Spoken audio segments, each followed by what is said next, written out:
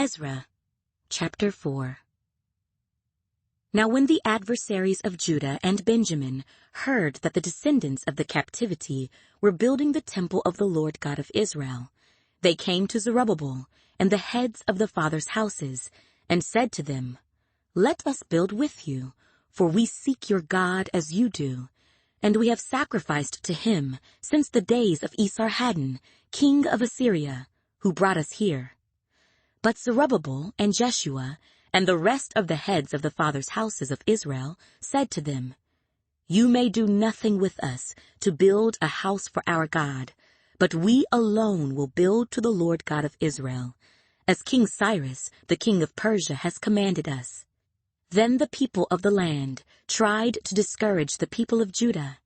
They troubled them in building, and hired counselors against them to frustrate their purpose all the days of Cyrus, king of Persia, even until the reign of Darius, king of Persia. In the reign of Ahasuerus, in the beginning of his reign, they wrote an accusation against the inhabitants of Judah and Jerusalem. In the days of Artaxerxes also, Bishlam, Mithredath, Tabel, and the rest of their companions wrote to Artaxerxes, king of Persia, and the letter was written in Aramaic script and translated into the Aramaic language. Rehum, the commander, and Shimshai, the scribe, wrote a letter against Jerusalem to King Artaxerxes in this fashion: From Rehum, the commander, Shimshai, the scribe, and the rest of their companions, representatives of the Dinaites, the Apharsithites, the Tarpelites, the people of Persia and Erech and Babylon and Shushan, the Dehavites, the Elamites, and the rest of the nations whom the great and noble Osnappar took captive and settled in the cities of Samaria, and the remainder beyond the river, and so forth. This is a copy of the letter that they sent him. To King Artaxerxes from your servants, the men of the region beyond the river, and so forth. Let it be known to the king that the Jews who came up from you have come to us at Jerusalem, and are building the rebellious and evil city, and are finishing its walls, and repairing the foundations. Let it now be known to the king that, if this city is built, and the walls completed, they will not pay tax, tribute, or custom, and the king's treasury will be diminished. Now because we receive support from the palace, it was not proper for us to see the king's dishonor.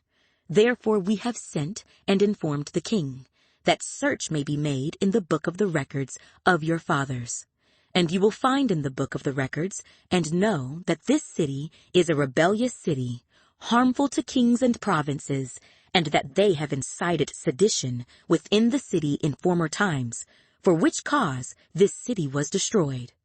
We inform the king that if this city is rebuilt and its walls are completed, the result will be that you will have no dominion beyond the river. The king sent an answer.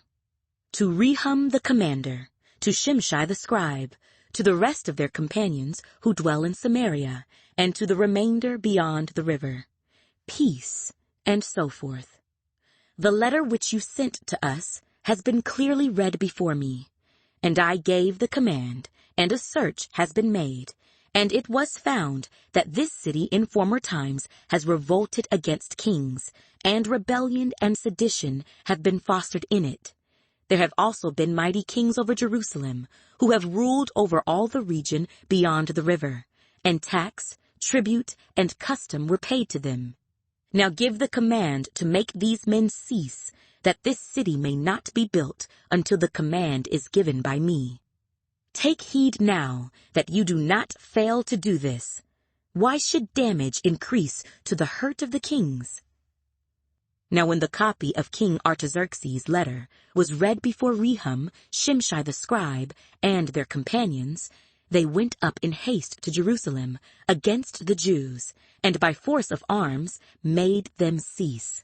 Thus the work of the house of God, which is at Jerusalem, ceased, and it was discontinued until the 2nd year of the reign of Darius, king of Persia.